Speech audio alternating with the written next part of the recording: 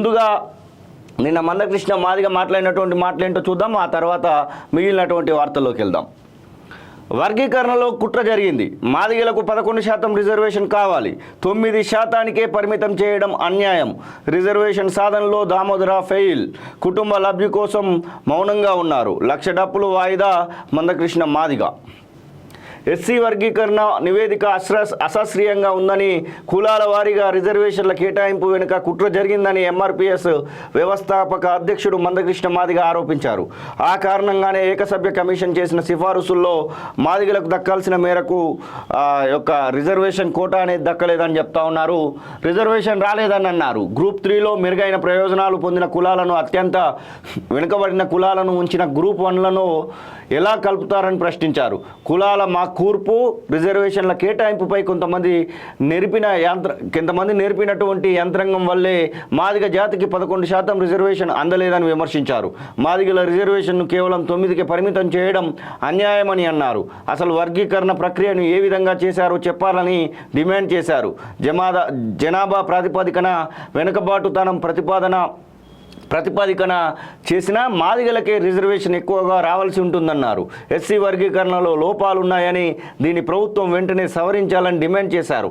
MRPS రాష్ట్ర అధ్యక్షుడు గోవింద్ నరేష్ మాదిగ ఆధ్వర్యంలో బుధవారం సోమాజిగూడ ప్రెస్ క్లబ్లో ఎస్సీ వర్గీకరణ ఆమోదం, 3 గ్రూపుల్లో రిజర్వేషన్ల కేటాయింపు, గ్రూపుల్లో కులాల చేర్పులు అంశంపై విలేకరుల సమావేశం నిన్న జరిగినటువంటి సందర్భాన్ని ప్రధానంగా ఇక్కడ ప్రచురించడం జరిగింది. నిన్న ప్రధానంగా 2 విషయాలు మాత్రం మందకృష్ణ మాదిగ స్ట్రెచ్ చేస్తూ చెప్పడం జరిగింది. 9% గ్రూప్ బి అంటే ఈ మన ప్రభుత్వం ఇచ్చినటువంటి దాని ప్రకారం గ్రూప్ 2లో 9% రిజర్వేషన్ కేటాయించడం కరెక్ట్ కాదనే మాటను చెప్తూనే, ఇక గ్రూప్ 3లో ఇచ్చినటువంటి 5% రిజర్వేషన్ 3%కి తగ్గించి ఆ యొక్క 2% ఇక్కడ కలపాల్సినటువంటి ఆవశ్యకతను కూడా గుర్తు చేయడం జరిగింది. దానికి సంబంధించినటువంటి వార్తనే మనం ప్రధానంగా చూస్తూ ఉన్నాం. వర్గీకరణకు అనుకూలంగా ఏకసభ్య కమిషన్ నివేదిక ఇవ్వడాన్ని, వర్గీకరణ అమలుకు ప్రభుత్వం అనుకూలంగా ఉండడాన్ని తాము స్వాగతిస్తున్నామని అన్నారు. 59 ఉపకులాల్లో 59 ఎస్సీ కులాల్లో మాదిగ వర్గంలోనే అత్యధిక జనాభా ఉందని, తమ వాటా మేరకు రిజర్వేషన్ కేటాయించాలని గతంలో కమిషన్ను కలిసి విజ్ఞప్తి చేసినా ఆ మేరకు కేటాయింపులు జరగలేదన్నారు. జనాభాలో మాదిగల కంటే తక్కువగా ఉన్న 17,71,682 మంది మాలలకు 5% రిజర్వేషన్ ఇచ్చినప్పుడు, వెనకబడి ఉన్న 32,74,377 మంది మాదిగలకు 9% కేటాయించడమేందని నిలదీశారు. ఉమ్మడి ఏపీలో వర్గీకరణ జరిగినప్పుడు ABCD కేటగిరీలు ప్రకటించారని, అప్పుడు ప్రయోజనం పొందిన వారి జాబితాలో ఉన్న పంబాల, కొలుపుల వాన్లు, పంబాడ, పంబండ, మన్నే తదితర కులాలను ఇప్పుడు అత్యంత వెనుకబడిన కులాల్లోకి ఎలా చేర్చారని ప్రశ్నించారు. బాగా అభివృద్ధి చెందిన పంబాల కులాన్ని వెనుకబడిన జాబితాలో చేర్చడంలో మతలబు ఏంటని తను ప్రశ్నించినటువంటి మాటనైతే చూస్తా ఉన్నాం. ఇక దామోదర్ రాయ నరసింహ పైన చాలా గుప్పమంటూ వార్తలు అయితే చేయడం జరిగింది. ఏకసభ్య కమిషన్ సిఫారసుల్లో మాదిగ జాతికి దక్కాల్సిన స్థాయిలో రిజర్వేషన్లు ప్రతిపాదించలేదన్న విషయం సీఎం రేవంత్ రెడ్డికి ముందే తెలుసని మందకృష్ణ అన్నారు. వర్గీకరణ నివేదికను అసెంబ్లీలో ప్రవేశపెట్టడానికి ముందుగానే సీఎం రేవంత్ 2 మాదిగ ప్రతినిధులతో మాట్లాడారని, ఆ సమయంలోనే మాదిగ జనాభా ప్రకారం రిజర్వేషన్ రాలేదని కొంచెం సర్దుబాటు చేసుకోవాలని కోరినట్టు తెలిసిందన్నారు. అప్పుడే తమకు రిజర్వేషన్ తగ్గిందన్న విషయం అర్థమైందన్నారు.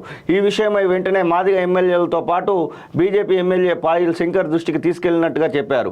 బీఆర్ఎస్ వాళ్ళతో మాట్లాడేందుకు ప్రయత్నించానని, ఎవరు అందుబాటులోకి రాకపోవడంతో ఆ పార్టీ ప్రతినిధి ఎర్రోల శ్రీనివాస్కు విషయం చెప్పానన్నారు. అసెంబ్లీలో బీజేపీ ఎమ్మెల్యే పాయిల్ శంకర్ మాట్లాడే ప్రయత్నం చేసినా సమయం ఇవ్వలేదన్నారు. జనాభా తమాషా మేరకు మాదిగ జాతికి రిజర్వేషన్లు తీసుకురావడంలో మంత్రి దామోదర్ రాయ నరసింహ విఫలమయ్యారని విమర్శించారు. మంత్రివర్గం నుంచి ఆయన్ను తప్పించి ఆయన స్థానంలో మరో 2 మాదిగలను తీసుకోవాలని సీఎంకు సూచించారు. ఇక నుంచి దామోదర్ను మాదిగ జాతి బిడ్డగా తమ సామాజిక వర్గం ప్రతినిధిగా పరిగణించబోమని చెప్పారు. ఆయన ఒక మౌన ముని అని, కుటుంబ లబ్ధి కోసం మాత్రమే మౌనంగా ఉండిపోయారని ఆరోపించారు. ఆయన కారణంగా మాదిగ జాతి బిడ్డలు మొత్తం నష్టపోవాల్సినటువంటి పరిస్థితి ఏర్పడిందని ఆగ్రహం వ్యక్తం చేశారు. ఇక 7వ తారీఖున నిర్వహించ తలపెట్టినటువంటి 1,00,000 డప్పులు, 1000 గొంతుల కార్యక్రమాన్ని వాయిదా వేశామని, ఎప్పుడు నిర్వహిస్తామనే విషయాన్ని త్వరలో ప్రకటిస్తామని, కార్యక్రమం వాయిదా పడినప్పటికీ కూడా డప్పుల కొనుగోలు ఆపొద్దని చెప్పేసి మందకృష్ణ మాదిగ మాట్లాడినటువంటి మాటను ప్రధానంగా మనం చూస్తూ ఉన్నాం. ఇక దీనికి సంబంధించినటువంటి విషయంలో అసలు మాదిగా ఇంటలెక్చువల్స్ ఫోరం ఏమనుకుంటుంది, మాదిగా ఇంటలెక్చువల్స్ ఫోరము వారి యొక్క ఆలోచన ఎలా ఉంది? ఎందుకంటే ఈ ఒక 30 ఏళ్ల పోరాటంలో మాదిగా ఇంటలెక్చువల్స్ కూడా ముందు వరుసలో ఉండి వారు పోరాడినటువంటి సందర్భాన్ని చూసాము. మధ్యలో 2000 సంవత్సరం నుంచి 2004 మధ్యలో జరిగినటువంటి రిజర్వేషన్లో వాళ్ళు లబ్ధి చేకూరినప్పటికీ కూడా ఆ సందర్భంలోనే దాదాపు 17,000 పైచిలకు ఉద్యోగాలు మాదిగలకు వచ్చాయన్నటువంటి మాట మాదిగా ఇంటలెక్చువల్స్ వాళ్ళు చెప్తా ఉన్నారు. ఒకసారి మాదిగా ఇంటలెక్చువల్స్ ఫోరం రాష్ట్ర అధ్యక్షుడు రాజేందర్తో మాట్లాడేటువంటి ప్రయత్నం చేద్దాం. అన్న లైవ్లో ఉన్నారు మీరు, నమస్తే. అన్న లైవ్లో ఉన్నారు, నమస్తే. నమస్తే చెప్పండి, పర్లేదు. నిన్న మందకృష్ణ మాదిగా ఒక కీలకమైనటువంటి ప్రకటన చేయడం జరిగింది. 9% మాత్రమే మాకు ఇచ్చారు, 11% ఇవ్వాల్సినటువంటి అవసరాన్ని గుర్తు చేస్తూ ఉన్నారు. ఒక మాదిగా ఇంటలెక్చువల్ ఫోరం రాష్ట్ర అధ్యక్షుడిగా మీరేం చెప్తారు? ముఖ్యంగా వర్గీకరణ అనేది గత 30 సంవత్సరాల నుంచి దీని మీద సుదీర్ఘ పోరాటం చేసిన మందకృష్ణ గారు, దానిలో డౌట్ లేదు. ఆయన మాదిగలకు నాయకుడు.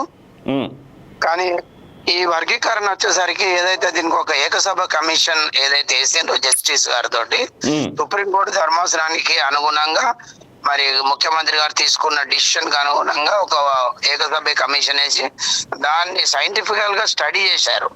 మొత్తము జనాభా ఎంత ఉంది, ఎస్సీల జనాభాలో ఏ కులం ఎంత ఉన్నదని ఒక స్టడీ చేసి ఎంపెరికల్ డాటా, వాళ్ళ విద్య, ఉద్యోగ అవకాశాలు, రాజకీయ అవకాశాలు, ఆర్థిక స్తోమతలు ఇవన్నీ స్టడీ చేసి ఆ టీం ఏకసభ కమిషన్ ఏం చేసిందంటే ఒక రిపోర్టు మినిస్ట్రీ సబ్ కమిటీకి ఉత్తమ్ కుమార్ రెడ్డి గారి ఆధ్వర్యంలో ఏర్పాటైనటువంటి సబ్ కమిటీకి రిపోర్ట్ ఇవ్వడం జరిగింది.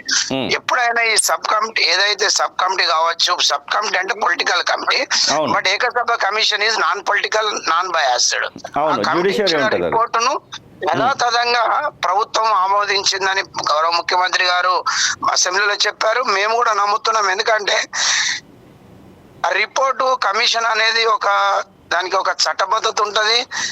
దాని రిపోర్ట్ ను మనం శంకించడానికి లేదు. ఆ రిపోర్ట్ల జనాభా ప్రకారంగా వాళ్ళు 3 గ్రూపులు చేశారు. ఆ 3 గ్రూపులకు ఎవరు ఏ గ్రూప్ లో ఉండాలి, ఎవరి ఆర్థిక స్తోమత ఎక్కడ ఉంది, ఎవరి రాజకీయంగా కావచ్చు, ఇవన్నీ కోణాలు ఆలోచన చేసి వాళ్ళు 3 గ్రూపులు చేయడము, 1% కావచ్చు, 9% కావచ్చు, 5% కావచ్చు, వాళ్ళు విభజించారని నేను అనుకుంటున్నాను. ఎందుకంటే అడ్మినిస్ట్రేటివ్ పాయింట్ ఆఫ్ వ్యూ లో ఆలోచించినప్పుడు మేనేజ్మెంట్ ఏం చేస్తుంది అంటే రిపోర్ట్ ని తీసుకొని స్టడీ చేసి ఇంకా కొంత అటు ఇటు చేయడానికి కూడా ఆస్కారం ఉంటుంది. కానీ ఇక్కడ జరగలే. ఉన్నట్టుగా కమిషన్ ఇచ్చే రిపోర్ట్ ను గౌరవ ముఖ్యమంత్రి గారు అసెంబ్లీలో ప్రవేశపెట్టి ఏకగ్రీవ తీర్మానం అన్ని పార్టీలు చేశారు. కాబట్టి దీన్ని అందరూ కూడా ఆమోదించవలసిందే. సరే, మీరు అన్నట్టు 11% అనే వాదన ఏంటంటే మనకు 100% ఎప్పుడు కూడా ఎవరైతే మన డిమాండ్స్ ఉన్నా కోరుకున్న తర్వాత ఎంతో మంది ఎన్నో పోరాటాలు చేశారు. ఇది ఒకటే కాదు. తెలంగాణ ఉద్యమం జరిగినప్పుడు కూడా 7 మండలాలు ఆంధ్రాకి వెళ్ళిపోయినాయి. అంత 100% మనకు జరగలేదు. అవును, నేనేమంటానంటే ఎప్పుడు కూడా 100% ఎవరు కోరుకున్నా వారికి రాదు. 99% న్యాయం జరుగుతుంది. ఎందుకంటే 100% చేసినప్పుడు ఏమైందంటే క్యాలిక్యులేషన్స్ ప్రాబ్లమ్స్ ఉంటాయి, ఈక్వల్ ప్రాబ్లమ్స్ ఉంటాయి, ఎన్నో సమస్యలు ఉంటాయి సైంటిఫికల్ గా. కాబట్టి ఇది న్యాయంగానే జరిగిందని మేము నిన్న కూడా ప్రెస్ మీట్ లో చెప్పడం జరిగింది. ఇది న్యాయంగానే జరిగిందని మేము భావిస్తా ఉన్నాము. సరే, ఒక లీడర్ గా మందకృష్ణ గారు అది చెప్పొచ్చు, మేము కాదనము. కాకపోతే ఇది న్యాయబద్ధంగానే గౌరవ ముఖ్యమంత్రి గారిని చేసిన మేము భావిస్తాం. అంటే కొన్ని కులాలను తీసుకెళ్లి గ్రూప్ 1లో వేయడాన్ని కూడా వ్యతిరేకిస్తా ఉన్నారు కొంతమంది మాదిగా సామాజిక వర్గానికి సంబంధించినటువంటి నేతలు. మీరెలా చూస్తా ఉన్నారు ఒక ఇంటెలెక్చువల్? అయితే ఈ పాయింట్ కి వచ్చేసరికి సార్ ఎప్పుడు కూడా మన డిమాండ్ ఏముండాలంటే మనకు న్యాయం జరిగిందా లేదా చూసుకోవాలి తప్ప వేరే కులాలను తీసుకుపోయి అందులో వేసారు, ఆ కులాలను ఇందులో వేసారు, అది ప్రభుత్వం యొక్క పని, కమిషన్ యొక్క పని. కమిషన్ వేసింది అందుకు, మినిస్ట్రీ సబ్ కమిటీ వేసింది అందుకు. ఎందుకంటే 30 సంవత్సరాలు సుదీర్ఘ సర్వీస్ చేసిన ఒక జనమైన స్థాయిలో ఈ ఫైల్స్ లక్షల ఫైల్స్ చూసాను నేను. వాళ్ళు కింద కామెంట్ చేస్తే పైన ఐసిటీస్ అప్రూవ్ చేయాల్సిన అవసరం లేదు. కామెంట్ ను అటు దాన్ని మళ్ళీ డిబేట్ అవుతారు. అంటే ప్రభుత్వమే నిర్ణయమే ఫైనల్. అంతే తప్ప కానీ ఈ కులం ఇందులో ఉంది, ఆ కులం అందులో ఉందంటే దానికి ఎన్నో రీజన్స్ ఉండొచ్చు, జస్టిఫికేషన్ కూడా కమిషన్ ఇచ్చి ఉండొచ్చు ఈ విషయంలో. ఎందుకంటే ఏ కులం ఎందులో ఉండాలనేది కూడా ముఖ్యమంత్రి గారి డిసిషన్ కాదు, ఇది మళ్ళీ ఏకసభ కమిషన్ డిసిషనే.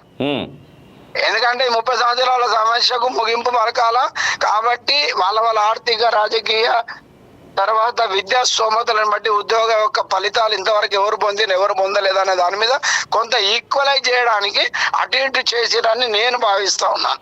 కనీసం 10% పెట్టాల్సినటువంటి అవసరం ఉందని చెప్పేసి ముఖ్యమంత్రికి వినతులు కూడా ఇస్తూ ఉన్నారు కొంతమంది నేతలు. మీరు అట్లాంటి ఆలోచన ఏమైనా చేస్తూ ఉన్నారా? తప్పులేదు సార్, ఎందుకంటే రాబోయే రోజుల్లో రిజర్వేషన్ 18% కు కంపల్సరీ కావాలి.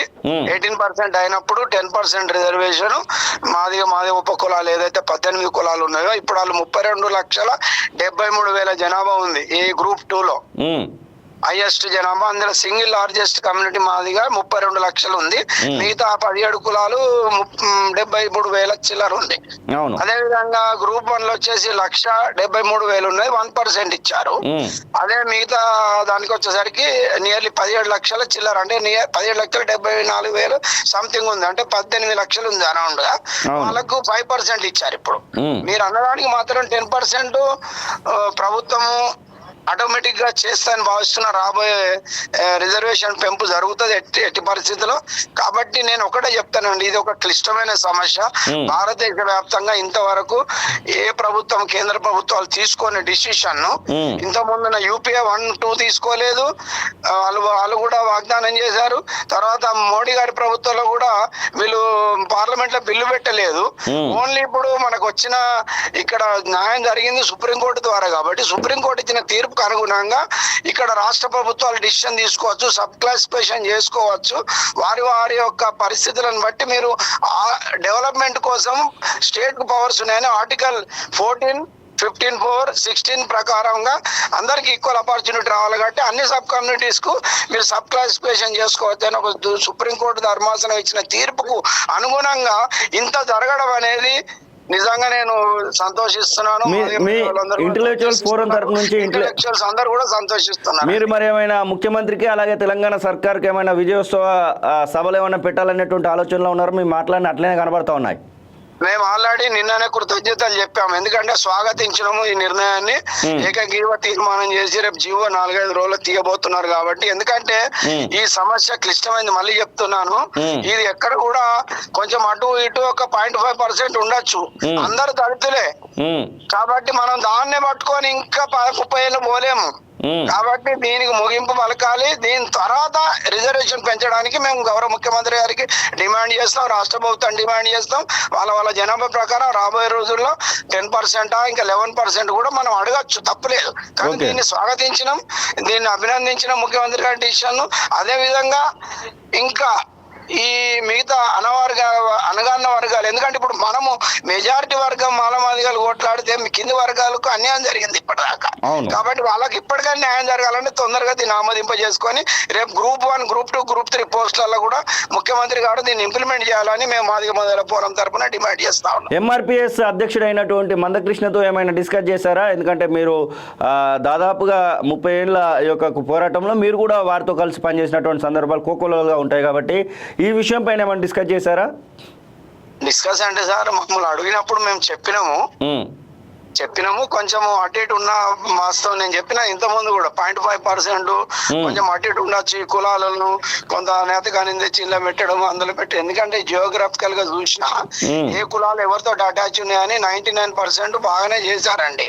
ఓకే, ఎందుకంటే మనం దానిలో కొన్ని విషయాలు మన ప్రభుత్వానికి వదిలేయాలండి. మనకు న్యాయం జరిగిందా లేదా, పర్సెంటేజ్ వచ్చిందా లేదా ముఖ్యం. పర్సెంటేజ్ కి వచ్చేసరికి ఇక్కడ 1%, 10 వస్తే 100% అయ్యేది. కానీ 10 ఎందుకు రాలేదు అనే దాని మీద చాలా ఈక్వేషన్స్ ఉంటాయి, చాలా ఉంటాయి. ప్రభుత్వానికి ఉండే అంటే ముఖ్యంగా కమిషన్ ఇక్కడ మెయిన్ ఇన్వాల్వ్మెంట్ కూడా ప్రభుత్వాన్ని నిందించడానికి లేదు.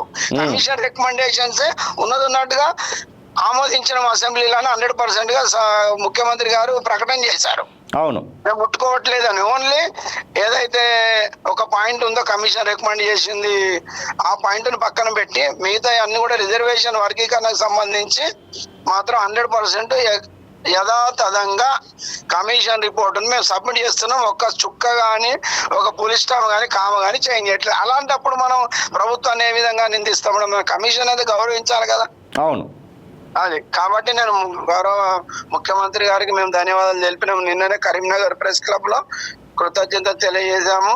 అదేవిధంగా మందకృష్ణ గారికి కూడా ఆయన పోరాటానికి కూడా మేము కృతజ్ఞతలు తెలియజేసినాం. ఎందుకంటే కమ్యూనిటీ తరపున ఇన్ని సంవత్సరాలు సుదీర్ఘంగా పోరాటం చేయడం అనేది చిన్న విషయం కాదు. ఎన్నో ఆటుపోట్లు ఎదుర్కొని, ఎన్నో అవమానాలు భరించి, ఎన్నో బాధలు, ఆకలి భరించి పోరాటం చేసినందుకు మరొకసారి మందకృష్ణ గారికి అభినందనలు, కృతజ్ఞతలు తెలియజేస్తూ మేధావుల తరపున రాబోయే రోజులలో మీతో ఉంటాం, ప్రభుత్వంతో ఉంటాం. మనకి ఇంకా రాబోయే రిజర్వేషన్స్ ఇంకా పెంచాలనుకున్న మీ డిమాండ్ కు మేము పూర్తి మద్దతు ఇస్తాం.